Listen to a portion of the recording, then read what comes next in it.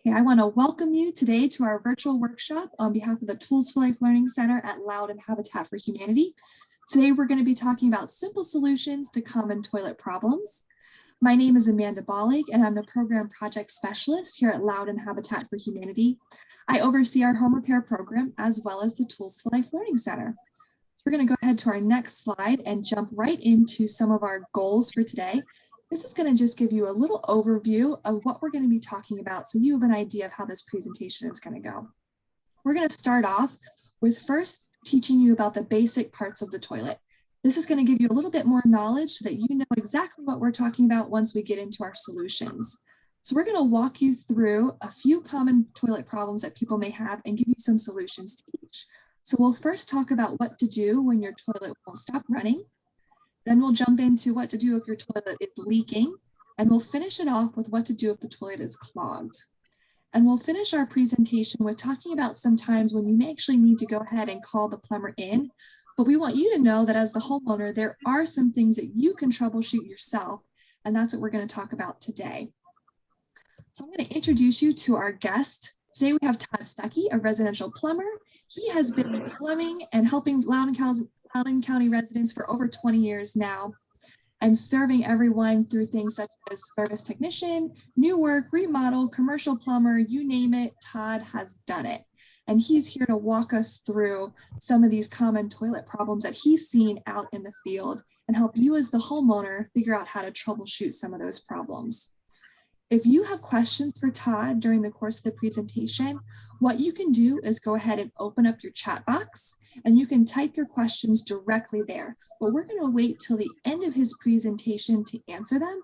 That way we give him the opportunity to get through all of the content, and then we'll kind of walk through some of your questions. There's also going to be some information shared to you in the chat box, a website link, so you'll want to open that up and be sure to take notice of those as well. All right, I'm going to go ahead and pass it off to Todd now, who's going to talk about the basic parts of a toilet. Hey, welcome to this presentation, and we're going to talk about the toilet. It's a very common used appliance in a house and very important because what goes in, you never ever want to see it yet ever again. So let's make sure you guys know what's talking about and the parts and the pieces. So we'll go from the top down. So we have the handle, which is what you grab to activate the lever, which is located on the outside of the tank, and it can be mounted on the front or the side. So if you get a replacement handle, make sure you know you need a front or a side. Then it's attached to a handle arm, which is connected to the handle, which levers the flapper, which triggers the flush.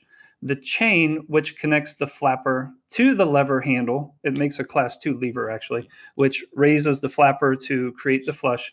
The toilet flapper itself, which is going to be the thing we talk about the most, which in this picture is the pretty little blue thing down at the bottom. It lifts and triggers the flush water to the toilet bowl and allows the tank water to enter the bowl to initiate the flush. The float is the buoyant device, which is sometimes part of the flush valve. We'll talk about that later, which regulates the amount of water in the tank, which is very important. The waterline mark, which is on the middle tube of the center of the overflow tube. There's a black line that says waterline mark. My cursor isn't allowing me, there it is. So the waterline mark is the little section here, and that's where the water in the tank needs to be. The toilet fill valve, which is also called a ball cock and a fluid master. So in the world of plumbing, you're going to realize that there are many relationships of names to one thing.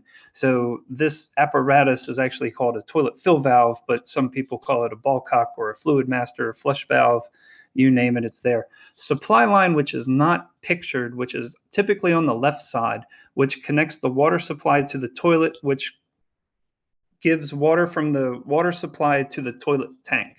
There's also a shutoff valve there, so that way you can turn off the water in case of an emergency. The next parts of the toilet, we have the lid to the seat. We have the seat, self-explanatory. The rim of the toilet, which is the part around the top, that's the uppermost top part of the bowl, which allows the water to run from the tank into the bowl, which cleans the bowl as the tank flushes. The wax ring down at the bottom, which is also where the toilet seals into the plumbing system. okay? Because the plumbing system originally is this flange at the floor, connects to the wax ring. The wax ring then seals the tank bowl down to the floor, causing an airtight seal. And then we have sealant, which I put in an asterisk because sealant per code is required around the base of a toilet, which here isn't pictured. This is a nice clean look. And actually, this is why I asterisked this, because I typically don't add sealant on a remodel or a replacement of a toilet, because if there's a leak, I'd like to see that water come out in between where the tank bowl meets the floor, just in case. Otherwise, you're going to have it coming through your dining room ceiling, and it's going to be a mess. So there's that parts of the toilet. Now, what to do if the toilet won't stop running? Okay, so here's the fluid master, the ball cock, the fill valve, whatever you want to call it. And solution number one is a constantly running tank may be due to the tank water level being too high, which, if you remember, we were at this slide and the water line mark is right where my cursor is, which is just below the top of the fill tube. That is exactly where you want the water level to go. In order to make this water level adjusted, you have two options. We have this system here with this brass rod that connects the tower to the float. What did we call it? I just want to make sure we have the same. The float, that's it, just the float. So what you can do here with two hands very gingerly is, this is a brass rod, which is a very simple, nimble metal, which is easily bent. So you grab it, two hands, with one hand closer to the fill valve, and you hold that rock steady and you gently twist the opposing hand. So I'm going to use left and right. If you grab your left hand up at the top and your right hand closer to the bottom and you just twist your right hand down, what that'll do is gently bend this rod, which adjusts the water line. And then this fluid master is adjusted at this little top screw right here. So, and it's designed for fingertips. I don't know if you can see in the picture here, but there's like little ribs in the outside of the knob, so that way you can grab it with a fingertip. But at the very top, there is a Phillips head screwdriver insert, so you can just put a Phillips head screwdriver in and give it about a quarter turn each direction until you get it to where you want it to be. Okay, so solution number two is the flapper may be out of place or falling. That doesn't create a proper seal. A worn out flapper will cause water to constantly trickle from the tank to the bowl. So we remove the flapper, which is this guy here, this pretty little blue thing. So we remove the flapper. The flapper itself wraps around the overflow tube with two ears on the opposing side, and these unhook from both sides, and then you disconnect the chain, and this little guy just pops straight out. This is a very common problem. The municipal water supply, unless you're on a well, has a lot of chlorine in it to maintain the water system underground. So the toilet tank is constantly in water. The flapper lives in water 24 hours a day, 7 days a week. It's a pretty caustic environment with the chlorine. So the flapper is designed to fail over time. It's just what it is. This will be the thing you change the most, is the flapper. So back to solution number three is a faulty toilet flapper or flush valve, which will lead to a phantom flush when the toilet seems to flush without having the handle pressed. Okay, so what happens there is, in the tank, if the seal around the flapper, and actually the bottom part here is called a spud, but we won't get into that, where the flapper shuts, sometimes there's a gap, because the chlorine in the water allows the flapper, or the rubber in the flapper, just to open ever so much. And that little bit of a trickle will actually lower the water level into the tank, and then will activate the float mechanism to fill the water level back up. So if you think about it, if the water level's here and the float is at the top, when the water level decreases, the float will also fall down to the point where the fill valve fills the toilet back up and you get that ghost flush. So that's that part. Now we have the toilet is leaking. There's multiple places where a toilet can leak. Usually one of the seals or the other components in the damage needs to be replaced. Solution number one is leak on the water supply, which I don't have a picture. The water supply is typically to the left of the toilet if you're looking at it. You have the top of the valve, and then you have the toilet supply tube, which is a very common thing you find at most box stores. They are nowadays encased in a braided stainless steel casing. So you'll see a braided stainless steel casing. So if you have an older toilet, you probably have a tube, like a real pipe, a hard pipe. It could be plastic, or it could be brass, it could be chrome. Name the color, it's probably there. It's okay to change it with the braided steel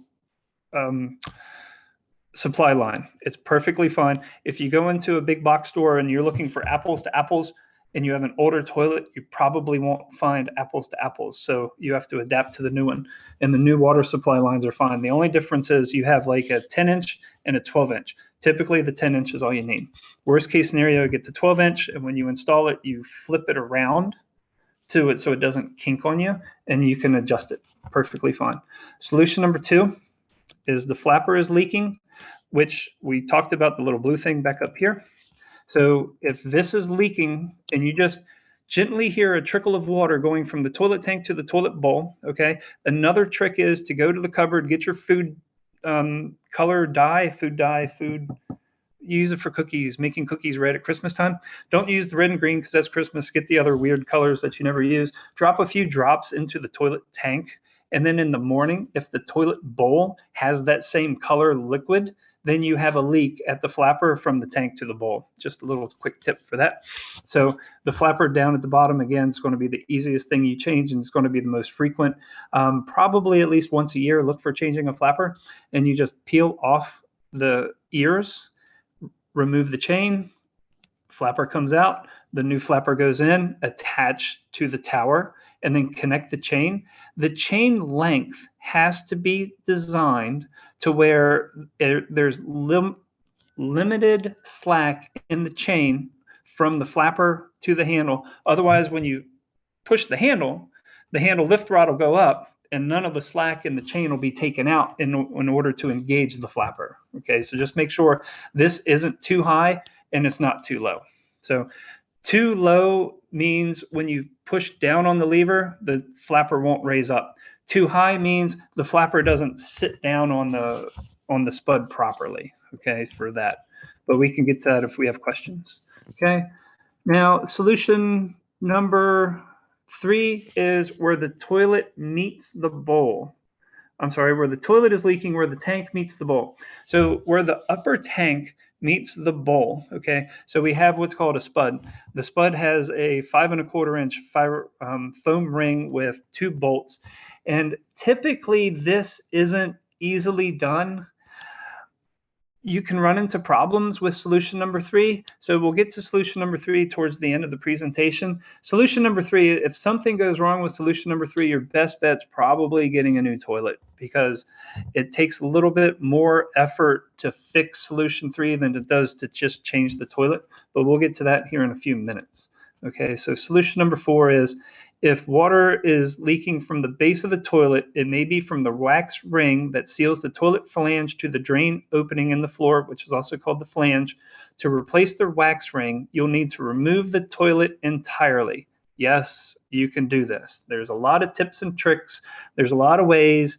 You can get the water out of the toilet by using a shop vac. You can this isn't hard. This is pretty easy. There's 2 bolts that holds the toilet down. So looking at this view here, we literally have 1 bolt here, and actually this is upside down. The bolt is upside down in this image actually. So you have 1 bolt on this side and you have 1 bolt on the opposing side, a razor blade or razor knife to cut the caulk or the silicone or the sealant. If you have it, you might not. This picture doesn't have it. You disconnect the water supply after you turn off the water valve, okay, because you don't want to turn the water valve, you don't want to disconnect the water supply with the water valve on. You're going to get 40 pounds of pressure of water in your face. That's not fun. So turn the water off, disconnect the water supply valve, cut the silicone around the base of the toilet, dislodge these 2 bolts, and the toilet just pops right up. When the toilet comes up, in a perfect situation, the wax ring comes off with an old spoon, a putty knife, a stick, a shim, Whatever you want, throw that away, put the new one on, and then down goes the new one. We'll add some links to some videos. I think there's some Home Depot links to share with you guys towards the end, but it's not hard. This is something that I do say my customers can change a toilet. This is something that's perfectly on the list of homeowners can do. Okay, so the toilet is overflow or clogged, which is a perfect thing because Thanksgiving's coming, and we all know Thanksgiving is the weekend when everything goes wrong. So many problems with a clogged toilet, overflow toilets, can be fixed with a plunger, a plumber's auger, or a chemical drain opener cleaner. Okay. The caveat I have to personally say is if any of you guys use a chemical that does not unclog the toilet successfully and you must call a plumber, please make sure you tell the plumber that you used a chemical. I've been burnt head to toe more than once. It's not fun. Just please let the technicians know that you used a chemical. Leave the chemical on the toilet tank just so they can see it and know that they're not going to get burnt with it. So just so you know that one. Okay. So solution number one is using a plunger to make sure the toilet bowl contains using a plunger. Make sure the toilet bowl has enough water to cover the plunger itself, because that's what actually creates the force of air into the bowl here, which actually the majority of the clogs are right here in this little upward section of the internal trap of the toilet. You have to have a trap, otherwise you'll get sewer gas smell coming back into the house. But this little trap is where the majority of the problems are. So if you have water in the bowl and you put the plunger in and you give it a good amount of try, and I mean 20 solid minutes, resting here in between, you want to build up that pressure and get it going. You will get a workout. You will need to change hands. You might need another person, but if you want it to go down, this is a good way of doing it. You just want to make sure that the plunger has a really good seal around the outside of the toilet bowl, and you want to make sure that the water level covers the plunger as you're pushing the plunger handle down. So the plunger works by taking this little gap of air or water, whichever is in the plunger itself, and forcing it up this trap and pushing whatever is pushing into the drain. Okay. Solution number two, if the plunging does not clear the clog, try a plumber snake or an auger, which feeds the end of the cable into the toilet as you turn it. Okay. And I'll show you the picture here. This red gold apparatus is actually a plumber's auger. Closet auger, plumber's auger, toilet snake, again, a whole lot of numbers and a whole lot of names for the same thing. There are numerous different kinds, and you get what you pay for. So if you buy the $8 version, it's going to be pretty flimsy. It might not get everything out, but you might not need the $180 version like I have, because you're only going to use it maybe once every 5 years, unless you have kids. Maybe you need it more. But you take this little portion, drop it into the toilet, rotate the handle clockwise, preferably, because the snake itself is a coil and it has a hook which will actually pick up whichever is clogging it, and it comes down through here, up over, and you're going to have to force it. It's going to take effort to bend it through here, so you're not going to break anything. Twist it, rotate it as you're pushing down, and then eventually it'll sink in there. Give it a few rotations, pull it out as you need it. There's probably going to be some links on how to do this as well, so it's not too bad. This does get a little brutal. You do use some force. Don't feel bad. It's a toilet. It's some pretty thick porcelain. You're not going to break it. The only thing that can happen is you can scratch the inside of the porcelain here, but it doesn't matter on the inside. Nobody ever sees it, but nobody wants to look into a nice pretty toilet and see a bunch of scratches. Okay. So solution number three, if an auger does not work, try a chemical drain opener. Please read the manual. Please read the instructions. Please use caution. This is a chemical drain cleaner, which is very corrosive and very caustic. I've been burnt a lot. I don't want to make you afraid of it, but as long as you follow the directions and you read the manual, you will be perfectly fine. Typically in those situations, it needs to sit for a while. The chemical needs to get down the drain. So if you're looking for something quick, usually the chemical is not it. But if you tried solution one, solution two, and it doesn't work, solution three, before you call the plumber, put it in overnight, come back the next morning, who knows, it might be gone. If it's gone, you don't need to call a plumber. Okay. So common hand tools. So what do you need to use for fixing most household issues for plumbing, especially around the toilet. A 12-inch tongue and groove plier. Okay. Now I put a picture of 440 channel locks. Now 440 channel locks is saying I want a Kleenex instead of a tissue, or I have a jacuzzi instead of a Whirlpool tub. Channel locks is the name brand of a tongue and groove plier. So I just put the picture of channel locks on there. I wrote channel locks because that's very common. When you go to the store, you'll see Lowe's brand, Home Depot brand, Ace brand, channel lock brand, whatever the case may be. As long as you have 12-inch, you should be fine. The reason you want 12-inch is very simply because the jaw opening will be perfect for every scenario you have in your house. Okay. There's only two other scenarios, which I won't get into, where you need a bigger pair of pliers. But if you need that, you need to call a plumber. Okay. So the second one is an 8-inch crescent wrench, which is also an adjustable wrench, which is also called a monkey wrench, which is, this guy here. There's 100 different names for it. The closet auger, you're getting pretty advanced with the closet auger. A decent closet auger is about $40. So if you buy one, you're pretty much committed. And then a caulk gun.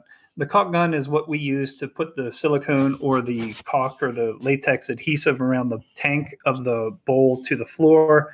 Some manufacturers actually have caulk that come in a toothpaste style tube. If you just need it for one application, get the toothpaste style tube caulk and just unroll it. Everybody knows what toothpaste is. And you just schmutz it around the base of the toilet where it meets the floor. And then you don't need to buy the caulk gun. But a caulk gun's about $4.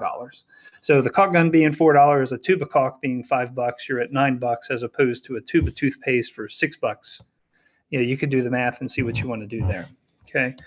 When to call a plumber? If the plunger or other methods to unclog a toilet doesn't work, okay, especially if you put in a caustic chemical, you want to call somebody that knows how to deal with that to get it out of there. Replacing the flapper and the flush valve did not stop the toilet from running. So if you replaced all the parts and pieces that we talked about that stopped the water from going from the tank to the bowl and it still didn't stop it, then you need to call in the bigger guns to figure out what's going on. Foreign objects were flushed down the toilet. Yes, I've pulled out G.I. Joe and the Kung Fu grip, shampoo bottles, soap bottles, countless feminine products, male products, you name it, it's came out. It's amazing. So children, they just love that whoosh. So if there's a mildew smell or if you suspect a pipe is leaking, by any means, please call a plumber. Okay. Then we have the summing it up portion. All right. Thank you, Todd, for that wonderful presentation. In the chat box, we do have a lot of links for some of the things that Todd was talking about. If you want to see a specific video about changing the flapper, you can go ahead and check out those links in the chat box, or you can watch this video again. It is being recorded, so you can go back and rewatch all the things that Todd just explained. But I want to take just a moment to sum up what we talked about today and kind of encourage you a little bit as the homeowner, maybe even the renter. Like we talked about, there are multiple reasons that your toilet may be malfunctioning. We've talked about all the different parts and things that may be involved, but you as the homeowner or the renter can easily troubleshoot those problems on a budget. Todd just gave you a bunch of tools that are low cost compared to having to go in and call that plumber, and you are actually able to do so many of these things yourself. So we want to encourage you to go ahead and try to troubleshoot some things before going in and calling the plumber. But sometimes these simple solutions don't work and you do have to call the plumber, and Todd explains some of those instances to you. So be sure to troubleshoot yourself. If you can't figure that out, then go ahead and call that licensed plumber in. So we're now going to go ahead and jump into our question and answer time. So if you've got questions for Todd, maybe a specific plumbing question, go ahead, put that in the chat box now, but we are going to go ahead and ask Todd a couple questions that I had thought of during the presentation. So Todd, have you seen a difference between installing an EcoFlush toilet versus maybe a standard toilet? Is there a price difference? Is it easier for the homeowner to install the EcoFlush versus the standard? Is there actually a better reason to purchasing that EcoFlush toilet? What are your kind of thoughts and opinions on that? So my personal opinion on the EcoFlush is, on paper, it's a fantastic idea. It's great. It's awesome. We haven't really gotten the technology to make it work yet. The EcoFlush systems are fine. They're really not homeowner friendly. I'm sorry. They're really not basic homeowner friendly, right? Intermediate homeowners, fine. You can adjust them. You have more time, effort, and energy, but eco-friendly are not really friendly for the homeowners just now learning. There's too many adjustments. You have flush one for number one, you have flush two for number two, and the water levels are different. The adjustments are different. They're just not quite there yet, in my opinion. Gotcha. So if someone did want to go ahead and if it's time to switch out the toilet and they did want to switch over to an EcoFlush, it should probably be something you hire the plumber to go ahead and do then. You can try it and then watch a lot of videos on the adjustments. The adjustments of the water level typically tend to be tricky, right? Because you have two different buttons that do two different functions, and your water levels need to play with those two independent buttons. So you can do it. I'm not saying you can't. Me personally, I'm not a fan of them yet. They're just not there. But if anybody wants to install one, by all means, go for it. It's a great idea. You have the one button for one, the other button for two. And if there are adjustment issues, you can just keep going back to YouTube or the videos on the link and see what you can do to get it. But they are good. They are out there. They do work very well. They're just not my personal cup of tea. Can you give some ideas of the pricing that maybe someone would need to pay for to replace the flapper themselves if they're going to the big box store versus what it may cost them if they went ahead and hired the plumber to do some of those solutions? Yeah, so a handyman coming to your door, you have to understand, like they're going to leave their home, coming to your home, traffic, got to go to the store, you got to get it, so on and so forth. So there's all that. Like changing a flapper for is like maybe 90 seconds, but it took me an hour and a half to get to you. So the handyman would probably be about 120, 150. A plumber could be anywhere of like 190 to 225. Okay, so that's if you're just going to stroke a check and you don't want to deal with it. But if you want to do it yourself, you can find your time to go to the big box store, find your flapper. They're pretty universal. Worst case scenario, turn the water off on your toilet, take your flapper out, carry your flapper to this big box store and just hold it up until you find one that looks the same. And replacing a flapper, once you know how to do it, 90 seconds. So is 90 seconds worth a $7 flapper and saving $212? I'd say definitely. Are there similar price points for maybe some of the other parts in the toilet? Like, could you buy a whole kit of all the parts that you would need, and that may be, I don't know, $20 or something? And so the big box stores, they have what's called a toilet tank rebuild kit. Okay, and what that does is it comes with the flush valve, which is this guy here, the ball cock, the fluid master ball cock, and then it also has the flush valve here with the spud and the assembly. Typically, you'll never ever need to get this. Okay, typically you'll never have to worry about this. The majority of the things you have to deal with are the flapper, they're about $10, and the ball cock, which is about $9. So $10 each, somewhere about that. So under $20, you can have both pieces, but both pieces are independent of each other. So if one goes bad, doesn't mean the other's bad. So if water doesn't stop turning on, it could be the fill valve or it could be the flapper. It depends. It could be the flapper not shutting the water off and the water's leaving the tank going to the bowl, or it could be just the fill valve isn't shutting off and the water's going straight down the top of the overflow tube. So they're very independent of each other. So just because one goes doesn't mean the other's gone. Right.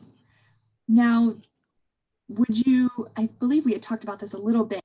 You had recommended that if you need to change any parts with the actual tank itself, it would just be better to go ahead and buy a new toilet. Can you explain that a little bit more?